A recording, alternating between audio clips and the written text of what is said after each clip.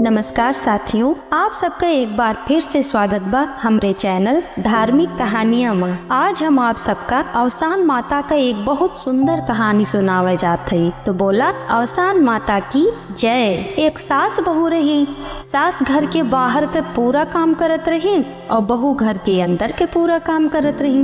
बहू जौन रही वह गर्भवती रही, तो उनके बहुत मन करे करेला खाए का। सास से कहे, अम्मा हमार बहुत मन करत बा करेला खाए का, करेला ले आवा। सास कहीं, दुल्हन कहाँ से लाई करेला? अबे करेला सीजन नाय बा, हम कहाँ जाई, कहाँ से लाई करेला? करेला कहूँ नाय ना। एक दिन बहू देखी कि अम्मा घरे नाय हैं, तो बहू चुपके से बाहर निकली कि कहूँ करेला मिल जात तो बड़ा अच्छा हो जात। यार वहार देखी तो ये घरे के लगे एक छोटी सी क्यारी जैसन रहा और हुआ बहुत करेला फरे रहा। बहू यार वहार देखी केहू देखान नाय, वही में से करेला हाली हाली तोड़ के घरे चली आई। अब जब बहू के मन काहे करेला खाए का, तो वह वहीं से तोड़ी लावे करेला। ऐसे कईयों दिन बहू गई और करेला लेके चली आवे। एक दिन वहीं से अवसान माता एक बूढ़ी माई के भेष में निकली। बोली, हे तुम्हें रोज देखी थे, हमारे में से रोज करेला ले जाती हो। तो बहू कही,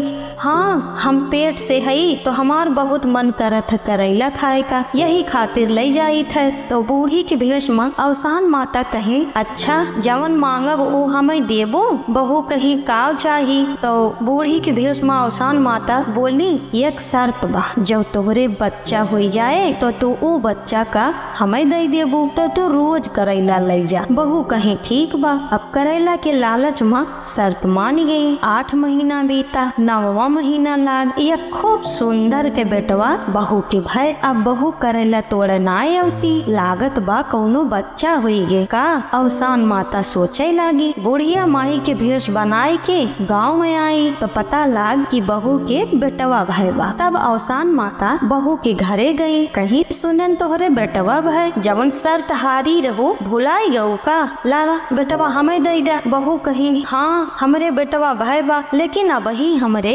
1.25 महीना के पहले बच्चे का केहू का दिखाई नहीं जाए। 1.25 महीना बाद अवसान माता के पूजा हुए, तब तू आयो पूजा में, तब देख लियो। अवसान माता कहीं, ठीक बा, और चली गई। अब बहू अपने मन में सोचे लगी, हम अपन बेटवा बूढ़ा माई को कैसे दे दे।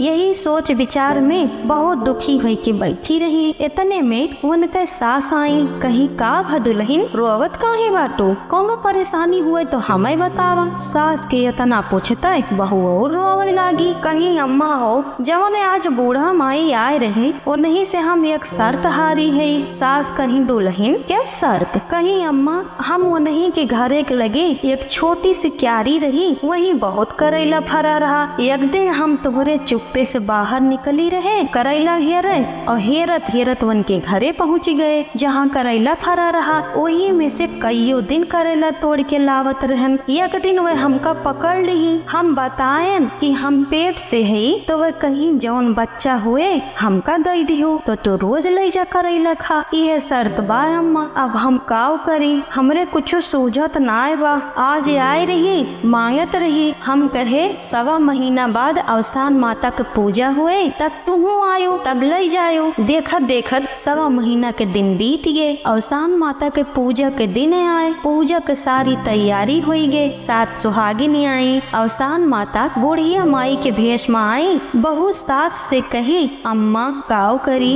बूढ़ा माई आए हैं। सास कहीं, दुल्हन चिंता न करा, जे कई पूजा करे चलत है वो नहीं से अपने बेटवा खातिर विनती करा कि माई हमारा लाज अब आप के हाथ में बा, कुछ चमत्कार करा माता कि हमार कोरा कनिया भरा रहा महतारी। सास बहू से कहीं, पूजा हो जाए के बाद पहले सब गोतिनिन के गोड़ धरो, सबसे पीछे बूढ़ा माई के गोड़ धरो। गोतिनिन जब कहीं है, सुखी रहा बहनी, अवसान माता तोहार बेटवा अमर करे, तोहार कोरा कनिया भरा रहे, तोहार सुहाग अमर करे। अवसान माता सबसे बाद में बूढ़ा माई के गोड़ धरू। जब कहीं है, सुखी रहा बहनी, अवसान माता तोहार बेटवा अमर करे, तोहार कोरा कनिया भरे, तोहार सुहाग अमर रहे। तब कही दियो, माता कोरा कनिया हमार कैसे भरा रहे, हमार बेटवा तो आप ले जात हयो। बुढ़िया माई के भेष में आई। अवसान माता कहीं, अब जब तुम्हें ये आशीर्वाद दे दिहन तो अब काओ, जा अपने राजे पसारे रहा, अब न ले जा तोहार बेटवा, जा सुखी रहा। इतना कह के